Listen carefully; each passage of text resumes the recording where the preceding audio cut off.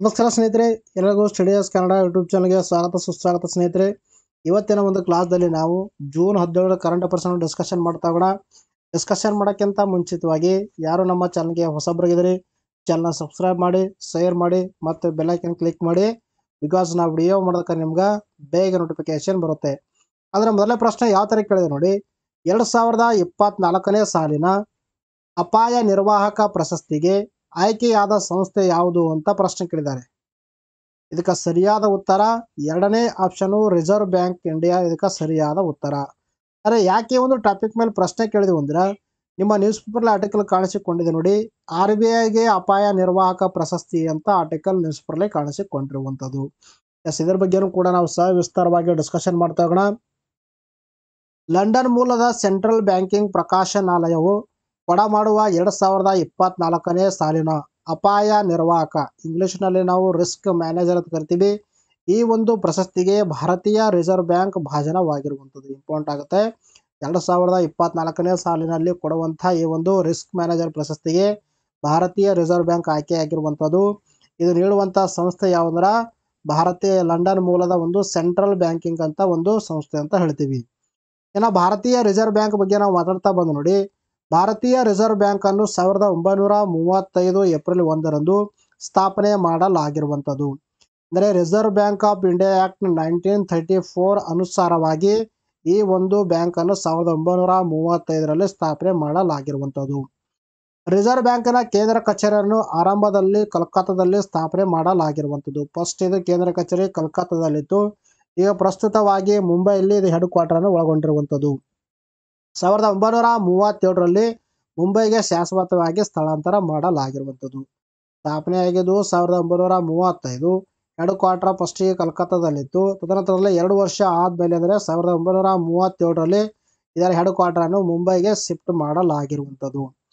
ಇನ್ನು ಮೂಲತಃ ಖಾಸಗಿ ಒಡೆತನದಲ್ಲಿರುವಂಥದ್ದು. ನಂತರ 1949ರಲ್ಲಿ ರಾಷ್ಟ್ರೀಕರಣದ ನಂತರ ರಿಸರ್ವ್ ಬ್ಯಾಂಕ್ ಸಂಪೂರ್ಣವಾಗಿ ಭಾರತ ಸರ್ಕಾರದ ಒಡೆತನದಲ್ಲಿರುವಂಥದ್ದು. ಇದು ರಾಷ್ಟ್ರೀಕರಣಗೊಂಡದ್ದು 1949. ಇನ್ನು ಏಪ್ರಿಲ್ 1947ವರೆಗೆ ಬರ್ಮಾದ ಮ್ಯಾನ್ಮಾರ್ನ ಒಂದು ಕೇಂದ್ರ ಬ್ಯಾಂಕ್ ಆಗಿ ಕಾರ್ಯವನ್ನು ನಿರ್ವಹಿಸಿರುವಂಥದ್ದು. ಇನ್ನು ಜೂನ್ 1948ರವರೆಗೆ ಪಾಕಿಸ್ತಾನದ ಕೇಂದ್ರ ಬ್ಯಾಂಕ್ ಆಗಿ ಕೂಡ ಕಾರ್ಯವನ್ನು ನಿರ್ವಹಿಸಿರುವಂಥದ್ದು. ಪಾಕಿಸ್ತಾನದ ಬ್ಯಾಂಕ್ ಆಗಿ ಕೂಡ ಕಾರ್ಯನಿರ್ವಹಿಸಿದೆ. ಇನ್ನು ಬರ್ಮಾದ ಬ್ಯಾಂಕ್ ಆಗಿ ಕೂಡ ಇದು ಕಾರ್ಯವನ್ನು ನಿರ್ವಹಿಸ್ತಾ ಇರುವಂಥದ್ದು. ಇನ್ನು ರಿಸರ್ವ್ ಬ್ಯಾಂಕ್ ಆಫ್ ಇಂಡಿಯಾದ ಒಂದು ಕೇಂದ್ರೀಯ ಮಂಡಳಿ ಬರುತ್ತೆ. ಈ ಕೇಂದ್ರೀಯ ಮಂಡಳಿಯ ನಿರ್ದೇಶಕರು ಎಷ್ಟು ಒಳಗೊಂಡಿರ್ತಾರೆ? ಟೋಟಲು 21 ಜನರನ್ನು ಒಳಗೊಂಡಿರುತ್ತೆ. ಕೇಂದ್ರೀಯ ಮಂಡಳಿ ನಿರ್ದೇಶಕರು ಟೋಟಲ್ ಎಷ್ಟು? 21 ಒಳಗೊಂಡಿರುತ್ತೆ. ಅದರಲ್ಲಿ ಒಬ್ಬರು ಗವರ್ನರ್ ಇರುತ್ತೆ. ಇನ್ನು 4 ಉಪ ಗವರ್ನರ್ ಇರ್ತಾರೆ. ಇನ್ನು ಮುಖ್ಯದವರು ಎಷ್ಟಪ್ಪ ಅಂತಂದ್ರೆ 21ರಾಗ ನಾವು 4 ಕಳೆದ್ರೆ ಎಷ್ಟು ಬರುತ್ತೆ? ಟೋಟಲ್ ಎಷ್ಟಪ್ಪ ಅಂತಂದ್ರೆ 17 ಬರುತ್ತೆ. ಈ 17 ಜನಸಂಖ್ಯೆಯಲ್ಲಿ ಈ ಥರ ಒಳಗೊಂಡಿರ್ತಾರೆ. ಇನ್ನು ನಿರ್ದೇಶಕರನ್ನು 4 ವರ್ಷಗಳ ಅವಧಿಗೆ ನೇಮಕ ಮಾಡಲಾಗುತ್ತೆ. ಟೋಟಲ್ ಎಷ್ಟಂದ್ರೆ ಇರೋ ಟೈಮ್ ಪೀರಿಯಡ್ 4 ವರ್ಷ ಇರುತ್ತೆ. ಇವರಿಗೆ ಆಯ್ಕೆ ಮಾಡಲಾಗುತ್ತೆ. ಇನ್ನು ಯಾರಿಗೆ ನಮ್ಮ ನೋಟ್ಸ್ಗಳನ್ನು ಬೇಕು, ಈ ಒಂದು ನಂಬರ್ಗೆ ನೀವು ಪೇ ಮಾಡಿದ್ದು ಸ್ಕ್ರೀನ್ಶಾಟ್ ಅನ್ನು ಕಳಿಸುವ ಮೂಲಕ ಪಡೆದುಕೊಳ್ಬೋದು. ಅಲ್ಲಿ ಎಷ್ಟಾಗುತ್ತೆ ಅಂತ ಪ್ರೈಸಲ್ಲಿ ಕೊಟ್ಟಿದ್ದಾರೆ ನೋಡಿ, 1 ಮಂತ್ಗೆ ಕೊಟ್ಟಿದ್ದಾರೆ. ಆಮೇಲೆ 2023 ಜನವರಿ ಹಿಡ್ಕೊಂಡು ಮೇ 2024 ನಿಮಗೆ 680 ರೂಪಾಯಿ ಆಗುತ್ತೆ. 2022 ಜನವರಿ ಟು ಮೇ 2024 ನಿಮಗೆ 1180 ಆಗುತ್ತೆ. ಇದು ಡಿಸ್ಕೌಂಟ್ ಸೇರಿಬಿಟ್ಟು ನಿಮಗೆ 1080 ರೂಪಾಯಲ್ಲಿ ಸಿಗುತ್ತೆ.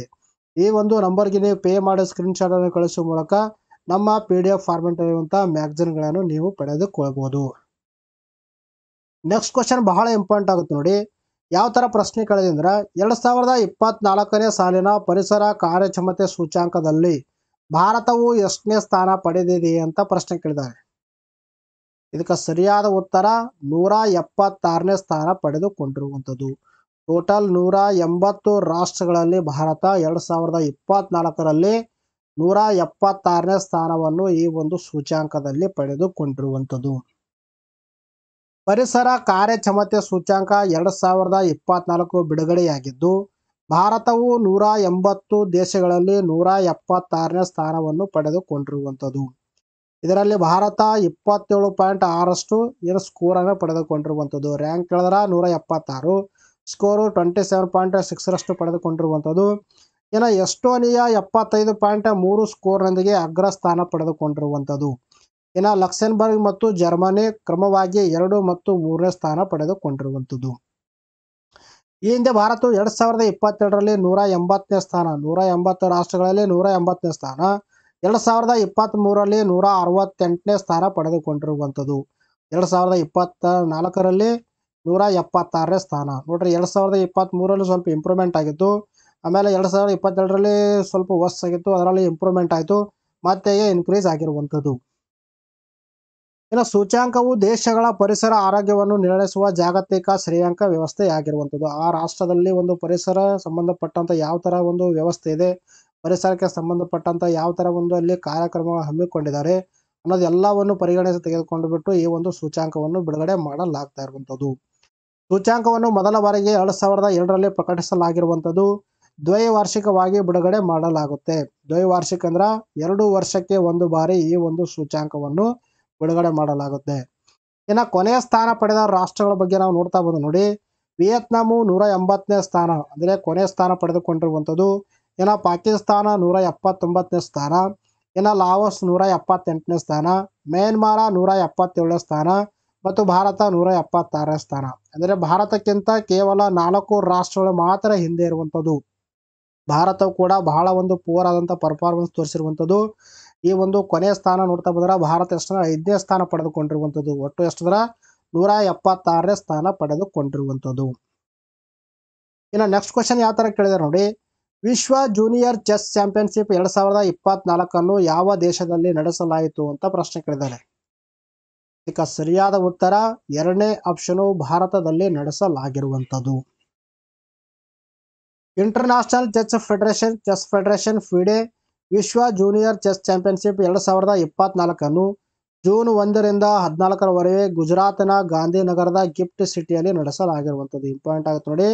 ವಿಶ್ವ ಜೂನಿಯರ್ ಚೆಸ್ ಚಾಂಪಿಯನ್ಶಿಪ್ 2024 ಭಾರತದ ಗುಜರಾತ್ ಒಂದು ರಾಜ್ಯದಲ್ಲಿ ನಡೆಸಲಾಗಿರುವಂಥದ್ದು. ಇದರಲ್ಲಿ ಸ್ಪೆಸಿಫಿಕ್ ಆಗಿ ಗಾಂಧಿನಗರದ ಗಿಫ್ಟ್ ಸಿಟಿಯಲ್ಲಿ ನಡೆಸಲಾಗಿರುವಂಥದ್ದು. ಇನ್ನು ಈ ಬಾಲಕಿಯರ ವಿಭಾಗದಲ್ಲಿ ಪ್ರಶಸ್ತಿಯನ್ನು ಭಾರತದ ದಿವ್ಯಾ ದೇಶ್ಮುಖ್ ಅವರು ಪಡೆದಿದ್ದಾರೆ. ಇನ್ನು ಪುರುಷರ ವಿಭಾಗದಲ್ಲಿ ಪ್ರಶಸ್ತಿಯನ್ನು ಕಜಕಿಸ್ತಾನದ ಕಾಜೆಬೆಕ್ ಅವರು ಪಡೆದುಕೊಂಡಿರುವಂಥದ್ದು. ಇದರಲ್ಲಿ ಇಂಪಾರ್ಟೆಂಟ್ ಏನಾಗುತ್ತೆ ಅಂದ್ರೆ ಮಹಿಳಾ ವಿಭಾಗದಲ್ಲಿ ಅಂದರೆ ವುಮೆನ್ಸ್ ವಿಭಾಗದಲ್ಲಿ ಇಲ್ಲಿ ಭಾರತೀಯ ಮಹಿಳೆ ಆಗಿರುವಂಥ ಬಾಲಕಿ ಆಗಿರುವಂಥ ದಿವ್ಯಾ ದೇಶ್ಮುಖ್ ಅವರಲ್ಲಿ ಚಾಂಪಿಯನ್ ಆಗಿ ಹೊರಹೊಮ್ಮಿರುವಂಥದ್ದು. ಇದು ಏನು ಒಂದು ಇತಿಹಾಸ ಸೃಷ್ಟಿಯಾಗಿರುವಂಥದ್ದು. ಏನು ಇತಿಹಾಸ ಅಂದ್ರೆ ಇದು 15 ವರ್ಷಗಳ ನಂತರ ಭಾರತಕ್ಕೆ ಮೊದಲ ವಿಶ್ವ ಜೂನಿಯರ್ ಪ್ರಶಸ್ತಿ ಆಗಿರುವಂಥದ್ದು. ಚೆಸ್ ಚಾಂಪಿಯನ್ಶಿಪ್ನಲ್ಲಿ ಜೂನಿಯರ್ ವಿಭಾಗದಲ್ಲಿ ಭಾರತಕ್ಕೆ 15 ವರ್ಷಗಳ ನಂತರ ಇಲ್ಲಿ ಒಂದು ಪ್ರಶಸ್ತಿ ದೊರೆತಿರುವಂಥದ್ದು. ನಾಗ್ಪುರದ ದಿವ್ಯಾ, ಕೊನೆರು ಹಂಪಿ, ಆಮೇಲೆ ದ್ರೋಣವಲ್ಲಿ ಹರಿಕಾ ಮತ್ತು ಸೌಮ್ಯ ಸ್ವಾಮಿನಾಥನ್ ನಂತರ ಜೂನಿಯರ್ ಪ್ರಶಸ್ತಿಯನ್ನು ಗೆದ್ದ 4ನೇ ಭಾರತೀಯ ಬಾಲಕಿ ಆಗಿರುವಂಥದ್ದು. ವೆರಿ ಇಂಪಾರ್ಟೆಂಟ್ ಆಗುತ್ತೆ. ಇಲ್ಲಿವರೆಗೆ ಕೇವಲ 4 ಭಾರತೀಯ ಬಾಲಕಿಯರು ಈ ಒಂದು ಜೂನಿಯರ್ ವಿಶ್ವ ಚೆಸ್ ಚಾಂಪಿಯನ್ಶಿಪ್ನಲ್ಲಿ ಚಾಂಪಿಯನ್ ಆಗಿ ಹೊರಹೊಮ್ಮಿರುವಂಥದ್ದು. ಇದರಲ್ಲಿ ದಿವ್ಯಾ ದೇಶ್ಮುಖ್ ಅವರು 4ನೇ ಬಾಲಕಿ ಆಗಿರುವಂಥದ್ದು. ಈ ಮೊದಲು ಕೊನೆರು ಹಂಪಿ ಆಗಿರ್ಬೋದು, ಆಮೇಲೆ ದ್ರೋಣವಲ್ಲಿ ಹರಿಕೆ ಆಗಿರ್ಬೋದು ಮತ್ತು ಸ್ವಾಮಿನಾಥನ್ ಅವರು ಕೂಡ ಇದರಲ್ಲಿ ಜಯವನ್ನು ಗಳಿಸಿರುವಂಥದ್ದು. ಇನ್ನು ನೆಕ್ಸ್ಟ್ ಪ್ರಶ್ನೆ ಯಾವ ತರ ಕೇಳಿದ್ರು ನೋಡ್ರಿ. ಇದನ್ನು ಕೂಡ ಪ್ರಶ್ನೆ ಬಹಳ ಇಂಪಾರ್ಟೆಂಟ್ ಆಗುತ್ತೆ. PM ಕುಸುಮ ಯೋಜನೆಯು ಯಾವುದಕ್ಕೆ ಸಂಬಂಧಪಟ್ಟಿದೆ ಅಂತ ಪ್ರಶ್ನೆ ಕೇಳಿದ್ದಾರೆ. ಇದಕ್ಕೆ ಸರಿಯಾದ ಉತ್ತರ ರೈತರಿಗೆ ಸೋಲಾರ್ ಪಂಪ್ ಸೆಟ್ಗಳನ್ನು ವಿತರಣೆ ಮಾಡುವುದು ಇದರ ಪ್ರಮುಖ ಉದ್ದೇಶವಾಗಿರುವಂಥದ್ದು. ಆದರೆ ಯಾಕೆ ಒಂದು ಪ್ರಶ್ನೆ ಕೇಳಿದೆವು ಅಂದ್ರೆ ನಿಮ್ಮ ನ್ಯೂಸ್ ಪೇಪರ್ ಆರ್ಟಿಕಲ್ ಕಾಣಿಸಿಕೊಂಡಿದೆ ನೋಡಿ. ರೈತರಿಗೆ ಕುಸುಮ ವರದಾನ ಅಂತ ಆರ್ಟಿಕಲ್ ನ್ಯೂಸ್ ಪೇಪರ್ಲಿ ಪ್ರಜಾವಾಣಿಯಲ್ಲಿ ಕಾಣಿಸಿಕೊಂಡಿರುವಂಥದ್ದು. ಇದರ ಬಗ್ಗೆನೂ ಕೂಡ ನಾವು ಸವಿಸ್ತಾರವಾಗಿ ಡಿಸ್ಕಷನ್ ಮಾಡ್ತಾ ಹೋಗೋಣ. ರೈತರ ಆದಾಯ ದ್ವಿಗುಣಗೊಳಿಸಲು ಕೇಂದ್ರ ಸರ್ಕಾರ ಅನುಷ್ಠಾನಗೊಳಿಸಿರುವ PM ಕುಸುಮ ಯೋಜನೆಯಡಿ ಪ್ರಸಕ್ತ ವರ್ಷದ ಮಾರ್ಚ್ ಅಂತ್ಯದವರೆಗೆ ರಾಜ್ಯದಲ್ಲಿ 18,000 ಅರ್ಜಿಗಳು ಸಲ್ಲಿಕೆಯಾಗಿರುವಂಥದ್ದು. ಈ ಪೈಕಿ ಬೆಳಗಾವಿ ಜಿಲ್ಲೆಯಲ್ಲಿ ಅತಿ ಹೆಚ್ಚು ಅರ್ಜಿ ಸಲ್ಲಿಕೆಯಾದರೆ ಉಡುಪಿ ಜಿಲ್ಲೆಯಲ್ಲಿ ಅತಿ ಕಡಿಮೆ ಸಂಖ್ಯೆಯಲ್ಲಿ ರೈತರು ಹೆಸರು ನೋಂದಾವಣೆ ಮಾಡಿರುವಂಥದ್ದು. ಇದು ನಿಮ್ಮ ನ್ಯೂಸಲ್ಲಿ ಕಾಣಿಸಿಕೊಂಡಿರುವಂಥ ವಿಷಯ. ಎಷ್ಟಂದ್ರೆ 2024 ಒಂದು ಮಾರ್ಚ್ ಅಂತ್ಯದವರೆಗೆ ಟೋಟಲ್ ಎಷ್ಟಂದ್ರೆ 18,000 ಅರ್ಜಿಗಳು ಈ ಒಂದು ಯೋಜನೆಗೆ ಏನಪ್ಪಾ ಅಂದ್ರೆ ಸಲ್ಲಿಕೆಯಾಗಿರುವಂಥದ್ದು.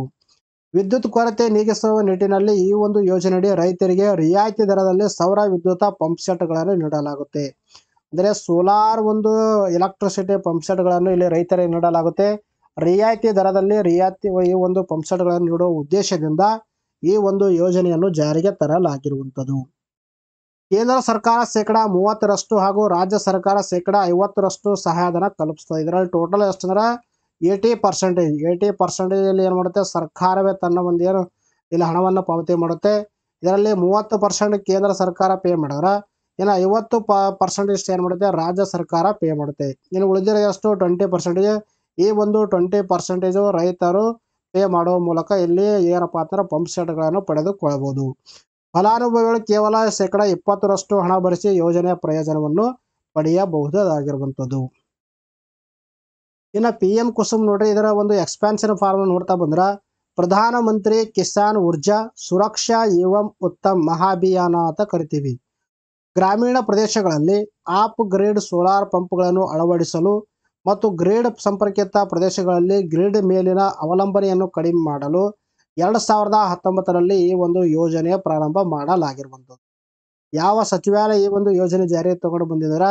ಹೊಸ ಮತ್ತು ನವೀಕರಿಸಬಹುದಾದ ಇಂಧನ ಸಚಿವಾಲಯ ಅಂತ ಹೇಳ್ತೀವಿ. ಪ್ರಮುಖ ಉದ್ದೇಶ ಇಲ್ಲಿ ಅಂದ್ರೆ ಪಂಪ್ ಸೆಟ್ಗಳನ್ನು ಪ್ರೊವೈಡ್ ಮಾಡೋದು, ಅದು ರಿಯಾಯಿತಿ ದರದಲ್ಲಿ. ಏನ ಇದರ ಉದ್ದೇಶ ಹಲವಾರು ಇದೆ ನೋಡಿ. ಮೊದಲನೇದು ಏನಂದ್ರೆ 20 ಲಕ್ಷ ಸೌರ ಚಾಲಿತ ಕೃಷಿ ಪಂಪ್ಗಳ ಒಂದು ಸ್ಥಾಪನೆ ಮಾಡೋದು. ಆಮೇಲೆ ಈಗಾಗಲೇ ಗ್ರಿಡ್ಗೆ ಸಂಪರ್ಕಗೊಂಡಿರುವ 15 ಲಕ್ಷ ಕೃಷಿ ಪಂಪ್ಗಳನ್ನು ಸೋಲಾರ್ ಆಗಿ ಪರಿವರ್ತಿಸುವುದು. ಇನ್ನು ರೈತರು ತಮ್ಮ ಶುಷ್ಕ ಭೂಮಿಯಲ್ಲಿ ಸೌರ ವಿದ್ಯುತ್ ಉತ್ಪಾದನಾ ಸಾಮರ್ಥ್ಯವನ್ನು ಸ್ಥಾಪಿಸಲು ಮತ್ತು ಅದನ್ನು ಗ್ರಿಡ್ಗೆ ಮಾರಾಟ ಮಾಡಲು ಅನುವು ಮಾಡಿಕೊಡುವ ಗುರಿಯನ್ನು ಇದು ಹೊಂದಿರುವಂಥದ್ದು. ಇವೆಲ್ಲವೂ ಕೂಡ ಈ ಒಂದು ಯೋಜನೆಯ ಪ್ರಮುಖ ಉದ್ದೇಶವಾಗಿರುವಂಥದ್ದು. ಅದಲ್ಲದೆ ಹೆಚ್ಚುವರಿ ಸೌರಶಕ್ತಿಯನ್ನು ಗ್ರಿಡ್ಗೆ ಮಾರಾಟ ಮಾಡಲು ಅವಕಾಶ ನೀಡುವ ಮೂಲಕ ರೈತರ ಆದಾಯವನ್ನು ಹೆಚ್ಚಿಸುವಂತಹ ಒಂದು ಉದ್ದೇಶ ಕೂಡ ಈ ಒಂದು ಯೋಜನೆ ಹೊಂದಿರುವಂಥದ್ದು. ಇನ್ನು ನೆಕ್ಸ್ಟ್ ಕ್ವಶನ್ ನೋಡಿ, ಸಲಾರ್ ಅಣೆಕಟ್ಟನ್ನು ಯಾವ ನದಿಯ ಮೇಲೆ ಕಟ್ಟಲಾಗಿದೆ ಅಂತ ಪ್ರಶ್ನೆ ಕೇಳಿದ್ದಾರೆ. ಇದಕ್ಕೆ ಸರಿಯಾದ ಉತ್ತರ 2ನೇ ಆಪ್ಷನ್, ಚೀನಾಬ್ ನದಿ ಮೇಲೆ ಕಟ್ಟಿರುವಂಥದ್ದು. ಆದರೆ ಯಾಕೆ ಒಂದು ಟಾಪಿಕ್ ಮೇಲೆ ಪ್ರಶ್ನೆ ಕೇಳಿದ್ವು ಅಂದ್ರೆ, ನಿಮ್ಮ ನ್ಯೂಸ್ ಪೇಪರ್ ಆರ್ಟಿಕಲ್ ಕಾಣಿಸಿಕೊಂಡಿದೆ ನೋಡಿ, ವಿಶ್ವದ ಅತಿ ಎತ್ತರದ ಹಳಿ ಮೇಲೆ ಸಂಚರಿಸಿದ ರೈಲು ಅಂತ ಆರ್ಟಿಕಲ್ ನ್ಯೂಸ್ ಪೇಪರ್ಲಿ ಕಾಣಿಸಿಕೊಂಡಿರುವಂಥದ್ದು. ಇದ್ರ ಬಗ್ಗೆ ಕೂಡ ನಾವು ಸವಿಸ್ತಾರವಾಗಿ ಡಿಸ್ಕಷನ್ ಮಾಡ್ತಾ ಹೋಗೋಣ.